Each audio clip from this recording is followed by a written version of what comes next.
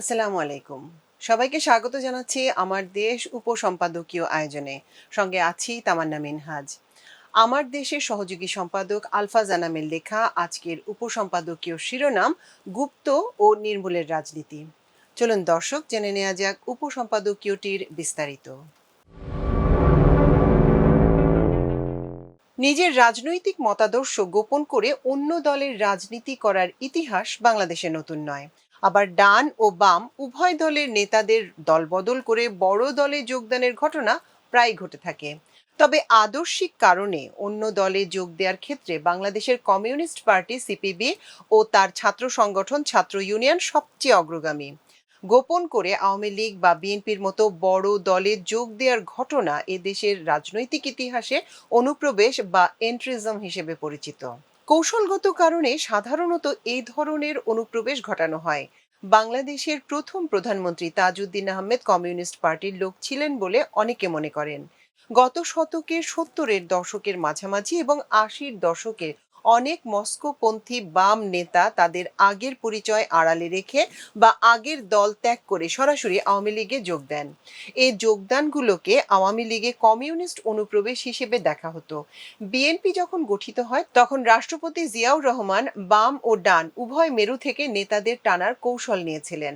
অনেক কট্টর বামপন্থী নেতা তাদের পরিচয় আড়ালে রেখে বা আদর্শ বদলে বিএনপিতে যোগ দেন। তিনি মশিউর রহমান জাদু মিয়ার মতো বামপন্থী নেতাকে যেমন দলে নিয়েছিলেন, তেমনি শাহ আজিজুর রহমানের মতো মুসলিম লীগ নেতাকেও দলের গুরুত্বপূর্ণ দায়িত্বে দিয়েছিলেন। তাত্ত্বিকভাবে বামপন্থীদের মধ্যে একটা কৌশল প্রচলিত ছিল। বিপ্লব সফল করতে হলে বড় দলগুলোর ভেতরে ঢুকে সেগুলোকে ভেতর থেকে প্রভাবিত করতে হবে। অনেক বামপন্থী কর্মী বা মধ্যম সারির নেতা পরিচয় গোপন রেখে বা নিজেদের প্রগতিশীল হিসেবে পরিচয় দিয়ে মূল ধারার দলে ঢুকে পড়েন। তারা দলের নীতি নির্ধারণে সমাজতান্ত্রিক বা বাম ঘরানার চিন্তাধারা প্রবেশ করানোর চেষ্টা করতেন। তবে বামপন্থী অনুপ্রবেশকারীদের অনেকে যখন ক্ষমতার রাজনীতির কেন্দ্রবিন্দুতে চলে আসেন, তখন আদর্শের চেয়ে দলের মধ্যে প্রভাব ধরে রাখা কিংবা ক্ষমতা ধরে রাখা হয়ে ওঠে রাজনীতির প্রধান লক্ষ্য। সরাসরি সক্রিয় রাজনীতি না করলেও বামপন্থী বুদ্ধিজীবীরা অনেক সময় বড় দলগুলোর উপদেষ্টা হিসেবে কাজ করেন, যারা তাদের পুরনো বামপন্থী পরিচয় সামনে আনেন না। বাংলাদেশে বামপন্থীদের এই অন্য দলে মিশে যাওয়াকে অনেক সময় রাজনৈতিক ভাষায় কমিউনিস্টদের ডালপালা বিস্তার হিসেবে দেখা হয়। এর ফলে বড় দলগুলোর ভেতরের আদর্শিক ভারসাম্য নষ্ট হয়। কিন্তু এই নেতারা অতীতে আওয়ামী লীগ ও বর্তমানে বিএনপির মধ্যে শক্তিশালী বাম ব্লক তৈরি করেছেন, যা শেষ পর্যন্ত দলটির মধ্যে একটি ক্ষমতার বলয় তৈরি করে। তারা ঠিক করেন কে কোন পদে বসবেন, কারা মন্ত্রী বা উপদেষ্টা হবেন। এর ফলে বাম ধারার বাইরে অথবা ছাত্র রাজনীতি থেকে উঠে আসা অনেক যোগ্য নেতা বঞ্চিত হন। অনেকের মধ্যে হতাশা তৈরি হয়। এবারের ক্ষমতাসীন দলের মন্ত্রিসভা কিংবা গুরুত্বপূর্ণ পদে নিয়োগের এর প্রতিফলন দেখা গেছে। সাবেক বাম নেতাদের পুরনো আদর্শ ভিত্তিক বিভাজন নিয়ে তেমন সমালোচনা হয় না। এর বড় কারণ হলো বাংলাদেশের গণমাধ্যম ও বুদ্ধিজীবীদের মধ্যে বাম প্রভাব থাকায় তারা বিষয়গুলো কখনো সামনে আনেন না। কমিউনিস্ট পার্টির মতো ক্যাডার ভিত্তিক রাজনৈতিক দল জামায়াতে ইসলামী, এটা উপমহাদেশের পুরনো রাজনৈতিক দলের একটি। তবে জামায়াতে ইসলামের নেতাদের পরিচয় গোপন করে অথবা অন্য দল বদল করে অন্য দলে যোগ দেওয়ার ঘটনা চোখে পড়ে না। অন্তত দলের প্রথম সারির কোনো নেতা এখন পর্যন্ত দল বদল করে অন্য দলে যোগ দেননি। যদিও দলটি নানা সময় ভাঙনের মুখে পড়েছে, কিন্তু তারা আরেকটি দল গঠন করেছে। এমনকি 1971 সালে মুক্তিযুদ্ধের পর দলের অনেক নেতা আত্মগোপনে থাকলেও অন্য দলে অনুপ্রবেশ করেননি। তবে জিয়াউর রহমান যখন বহুদলীয় গণতন্ত্রের উদ্যোগ নেন, তখন ইসলামিক ডেমোক্রেটিক লীগ, পরে জামায়াতে ইসলামী নামে দলটি রাজনীতি শুরু করে। আদর্শ বাস্তবায়নের জন্য কমিউনিস্টদের মতো অন্য দলে অনুপ্রবেশের কৌশল জামায়াতে ইসলামের নেই বলেই মনে হয়। 5ই আগস্টের পর জামায়াতে ইসলামের সঙ্গে ঘনিষ্ঠ ছাত্র সংগঠন ইসলামী ছাত্র শিবিরের বিরুদ্ধে প্রতিপক্ষ ছাত্র সংগঠনগুলোর পক্ষ থেকে অভিযোগ আনা হয়। এই ছাত্র সংগঠনের নেতাদের কেউ কেউ ছাত্রলীগে অনুপ্রবেশ করেছিলেন। শেখ হাসিনার শাসনের বিরুদ্ধে ছাত্র জনতার অভ্যুত্থানে ছাত্র শিবির গুরুত্বপূর্ণ ভূমিকা পালন করেছে। সেই ছাত্র সংগঠনের বিরুদ্ধে এই অভিযোগ নিয়ে এখন বিশ্ববিদ্যালয়গুলো উত্তপ্ত। ক্ষমতাসীন দলের ছাত্র সংগঠন ছাত্র দলের পক্ষ থেকে শিবিরের বিরুদ্ধে গুপ্ত রাজনীতির তীব্র অভিযোগ আনা হয়েছে। অথচ ছাত্র দল ও ছাত্র শিবির একসঙ্গে হাসিনা বিরোধী আন্দোলন করেছে, একসঙ্গে জেলে থেকেছে, লুকিয়ে থেকেছে। বেগম খালেদা জিয়ার ডাকা মার্চ ফর ডেমোক্রেসি অনুষ্ঠানে অংশ নিতে গিয়ে দুজন শিবির নেতা নিহত হয়েছিলেন। সেই শিবিরের নেতাদের এখন ছাত্রদল চিনতে পারছে না। তারা হয়ে গেছে গুপ্ত। বিচিত্র এক ক্ষমতার রাজনীতি। শেখ হাসিনার ১.৫ দশকের শাসনামলে বিশ্ববিদ্যালয়গুলোর নিয়ন্ত্রণ ছিল পুরোপুরিভাবে নিষিদ্ধ ছাত্রলীগের হাতে। বিশ্ববিদ্যালয়গুলোর হলগুলোতে ভিন্ন মতাবলম্বী ছাত্ররা অবস্থান করতে পারত না। ছাত্রদল ও ছাত্র শিবিরের বহু নেতাকর্মী বিশ্ববিদ্যালয় ক্যাম্পাসে নির্যাতন নিপীড়নের শিকার হয়েছেন। অনেকের শিক্ষা জীবন সমাপ্তি টানতে হয়েছে। এক শিক্ষা প্রতিষ্ঠান থেকে আরেক শিক্ষা প্রতিষ্ঠানে যেতে হয়েছে। অনেককে দেশ ছাড়তেও হয়েছে। এমনকি ছাত্রলীগের হাতে এই দুই সংগঠনের একাধিক নেতাকর্মী নিহত হয়েছেন। হাসিনার দুঃশাসনের সময় ঢাকা বিশ্ববিদ্যালয় সহ দেশের বিশ্ববিদ্যালয়গুলোয় ছাত্র দল ও ছাত্র শিবিরের প্রকাশ্য তেমন কোনো তৎপরতা ছিল না। এরপরও যেসব ছাত্র বিশ্ববিদ্যালয়গুলোর হলগুলোতে অবস্থান করতেন, তারা পরিচয় গোপন করে অবস্থান করতেন। পরিচয় প্রকাশ হওয়ার অর্থ হচ্ছে তাদের উপর নিপীড়ন নেমে আসা, বিশ্ববিদ্যালয় শিক্ষা জীবনের সমাপ্তি টেনে আনা। লেখাপড়া চালিয়ে যাওয়ার জন্য পরিচয় গোপন করা আর আদর্শ বাস্তবায়নের জন্য ভিন্ন দলের মিছিল সমাবেশে যাওয়া, দুই বিষয়ের মধ্যে আকাশ পাতাল পার্থক্য। ছাত্র শিবিরের যেসব নেতার বিরুদ্ধে গুপ্ত থাকার অভিযোগ আনা হয়েছে, তাদের অনেকে পরবর্তী সময়ে বিশ্ববিদ্যালয়গুলোর ছাত্র সংসদ নির্বাচনে বিপুল ভোটে বিজয়ী হয়েছেন। তারা যদি ছাত্রলীগের রাজনীতি ধারণ করতেন, তাহলে সাধারণ শিক্ষার্থীরা তাদের বিপুল ভোটে বিজয়ী করার কোনো কারণ ছিল না। আবার নির্বাচিত হওয়ার পর বিশ্ববিদ্যালয়গুলোয় ছাত্র দল বা অন্য ছাত্র সংগঠন কার্যক্রম চালাতে পারছে না, এমন পরিস্থিতি তৈরি হয়নি। তাহলে কেন এই অস্থিরতা? আসলে বিশ্ববিদ্যালয়গুলোর ছাত্র সংসদ নির্বাচনের পর থেকে ছাত্রদল এক ধরনের হীনমন্যতাজনিত সংকটের মধ্যে পড়েছে। আওয়ামী লীগের ১.৫ দশকের নিপীড়নমূলক শাসনে ছাত্রদলের স্বাভাবিক কার্যক্রম না থাকায় নবীন শিক্ষার্থীদের সঙ্গে তাদের কোনো সংযোগ গড়ে ওঠেনি। বছরের পর বছর একই ব্যক্তি ছাত্রদলের নেতৃত্ব দিয়ে আসছে।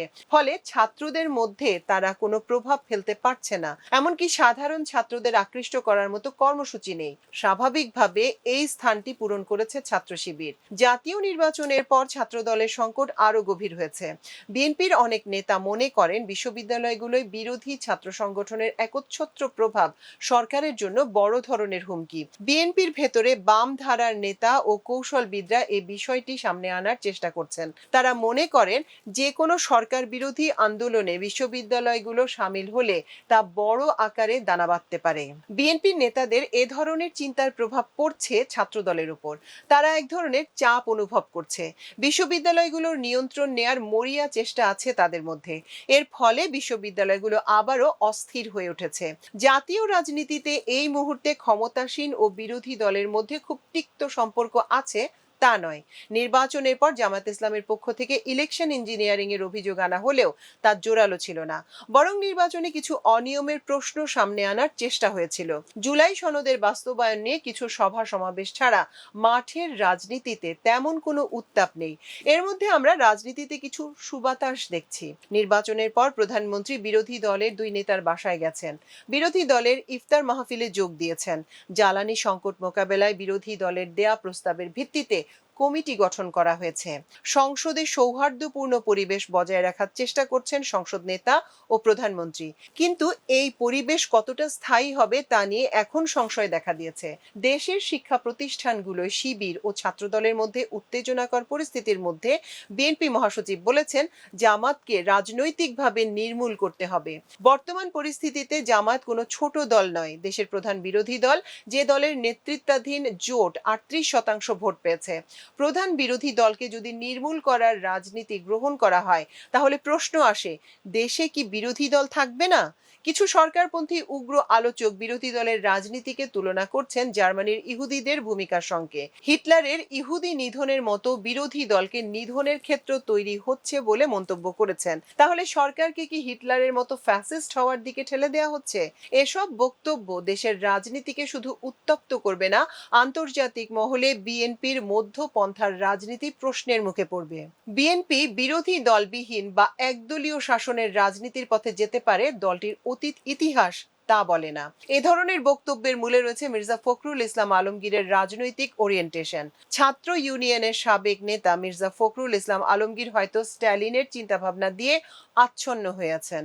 কমিউনিস্ট পার্টি থেকে বিএনপিতে যোগ দিলেও তিনি হয়তো আগের মতাদর্শ অনুসরণ করেন। বিশ্ববিদ্যালয়ের হলে থাকার জন্য শিবিরের গুপ্ত রাজনীতির চেয়েও গুপ্ত মতাদর্শ লালন করে নির্মূলের রাজনীতির ডাক দেয়া আরো বেশি ভয়ঙ্কর। বাংলাদেশের রাজনীতিতে নির্মূল শব্দটি নতুন নয়। 1992 সালের জানুয়ারি মাসে গঠন করা হয় ঘাতক দালাল নির্মূল কমিটি। ভারতের প্রত্যক্ষ সহযোগিতায় গড়ে ওঠা এই কমিটির আন্দোলনের ফল হিসেবে জামায়াত ইসলামী ও বিএনপির শীর্ষ নেতাদের শুধু ফাঁসিতে ঝুলানো হয়নি, বিএনপি ক্ষমতার রাজনীতি থেকে ছিটকে পড়েছিল। 1991 সালে নির্বাচনের পর বিএনপি সংখ্যাগরিষ্ঠ আসনে বিজয়ী হয়, কিন্তু তা সরকার গঠনের মতো যথেষ্ট ছিল না। জামায়াত অনেকটা নিঃশর্ত সমর্থন দিলে বিএনপি সরকার গঠন করে। এর 1 বছরের মাথায় গঠন করা হয় ঘাতক দালাল নির্মূল কমিটি। এই কমিটি গঠনের আইডিয়া এসেছিল রাষ্ট্রের মালিকানাধীন একটি সাপ্তাহিক পত্রিকার সম্পাদকের মাথা থেকে, যার সঙ্গে আরো কিছু লেখক সাংবাদিক জড়িত ছিলেন। সেই সঙ্গে তৎকালীন প্রধানমন্ত্রী বেগম খালেদা জিয়ার অগোচরে তার কার্যালয়ের কয়েকজন কর্মকর্তাও এর সঙ্গে জড়িয়ে পড়েন। এরপর জামায়াতের মধ্যে অস্থিরতা তৈরি হয়। জামায়াত নেতারা মনে করলেন, বিএনপি যেখানে তাদের রাজাকার আর 71-এর পরাজিত শক্তি বলে কোণঠাসা করছে, তাহলে আওয়ামী লীগ ও বিএনপির মধ্যে পার্থক্য কি? কি লাভ হলো বিএনপিকে সমর্থন দিয়ে? এমন প্রশ্ন তুললেন কোন নেতা। এর মধ্যে খবর এলো শেখ হাসিনা নিজেই নাকি জাহানারা ইমামকে পছন্দ করেন না। জামাতের সঙ্গে আওয়ামী লীগের ঘনিষ্ঠতা বাড়তে থাকে। এরপর একসঙ্গে 1993 সালে সংসদ বর্জন, চরম বেকায়দায় পড়া বিএনপি 1996 সালের 15 ফেব্রুয়ারি একতরফা নির্বাচন করে। এরপর তারা কেয়ারটেকার সরকারের দাবি মেনে নেয় এবং সেই কেয়ারটেকার সরকারের হাতে ক্ষমতা দিয়ে বিদায় নেয়। পরে 1996 সালে জুনে আরেকটি নির্বাচনে বিজয়ী হয়ে 21 বছর পর আওয়ামী লীগ ক্ষমতায় এসে পুনরুজ্জীবন লাভ করে। 1992 সালে যারা গণ আদালত গঠন করেছিল তাদের ভাবশিষ্যদের অনেকে এখন প্রধানমন্ত্রীর আশেপাশে। বিশ্ববিদ্যালয়গুলোয় যে উত্তপ্ত পরিস্থিতি তৈরি করা হয়েছে সেগুলো একই পরিকল্পনার অংশ কিনা এমন প্রশ্ন তোলা যেতে পারে। প্রশাসনে গুপ্ত খেদাও শুরু করতে গিয়ে অর্ধেকের কাছাকাছি জেলা প্রশাসক নিয়োগ দেওয়া হচ্ছে সাবেক ছাত্রলীগ নেতাকর্মীদের। এমনকি আওয়ামী মন্ত্রীদের পিএসরা পর্যন্ত মাঠ প্রশাসনে গুরুত্বপূর্ণ পদ পাচ্ছেন এমন খবর সংবাদপত্রে এসেছে। কিন্তু সরাসরি রাজনৈতিক দলের সম্পৃক্ততা নেই এমন অনেক ধর্মভীরু ও সৎ অফিসার বাদ পড়ছেন। বিএনপির ভেতরে এক পক্ষ অন্য পক্ষকে এখন গুপ্ত ট্যাগ দিয়ে কোণঠাসা করছে। এর প্রভাব কিছুদিনের মধ্যেই দেখা যাবে। সংসদে দুই রহমান যতই মধুর আলাপ করুন না কেন, মাঠ পর্যায়ে সংঘাত তীব্র রূপ নেবে। পুলিশ ও স্থানীয় প্রশাসন বিরোধী দলের উপর সরকারের দেয়া নির্দেশনার বাইরে গিয়ে নিপীড়ন চালাবে। মাঠ পর্যায়ে চাপে বিরোধী দলের নেতা শেষ পর্যন্ত হয়তো সরকারের সঙ্গে সহযোগিতার রাজনীতি পরিত্যাগ করতে বাধ্য হতে পারেন। এছাড়া সংসদে বিএনপি 2/3 আসন পেলেও ভোটের বিশ্লেষণ কিন্তু অন্যরকম চিত্র দেখায়। বিএনপি এবার 49% ভোট পেয়েছে। এর মধ্যে সংখ্যালঘু ও আওয়ামী লীগের ভোট যদি 18 বা 20% পেয়ে থাকে, তাহলে বিএনপির প্রকৃত সমর্থকদের ভোট এসেছে 26 থেকে 29%। অপরদিকে জামাত এনসিপির ভোট 38%। যারা সব সময় বিএনপিকে ভোট দেয় এমন 15 থেকে 20% ভোটার জামাত এনসিপিকে ভোট দিয়েছে। মনে রাখতে হবে, আওয়ামী লীগের ভোটাররা কখনো বিএনপির জন্য মাঠে সরব হবে না। সামনেই সরকারকে বড় ধরনের অর্থনৈতিক মন্দা মোকাবেলা করতে হবে। বিদ্যুৎ ও জ্বালানি পরিস্থিতি সরকারের নিয়ন্ত্রণের মধ্যে থাকবে না। বেশি দামে আন্তর্জাতিক বাজার থেকে জ্বালানি কিনে এই ভর্তুকি চালিয়ে যাওয়া কোনোভাবেই সম্ভব হবে না। সামনে তেলের পর বিদ্যুতের দাম বাড়াতে হবে, এমনকি আরো এক দফা জ্বালানির দাম বাড়ানোর প্রয়োজন হতে পারে। এমন পরিস্থিতিতে বিরোধী দলের সঙ্গে সহযোগিতা ও সহাবস্থান ছাড়া শান্তিপূর্ণভাবে রাষ্ট্র পরিচালনা করা কঠিন হবে। শুধু বিদ্যুৎ ও সার নিয়ে যে ধরনের সামাজিক অসন্তোষ তৈরি হতে পারে তা মোকাবেলা করা সরকারের জন্য বড় চ্যালেঞ্জ হবে। ফলে নির্মূলের রাজনীতি নয়, এখন দরকার সৌহার্দ্য ও সমঝোতার রাজনীতি। দর্শক, এই ছিল আমাদের আজকের উপসম্পাদকীয় আয়োজন। এতক্ষণ সঙ্গে থাকার জন্য অশেষ কৃতজ্ঞতা। আল্লাহ হাফেজ।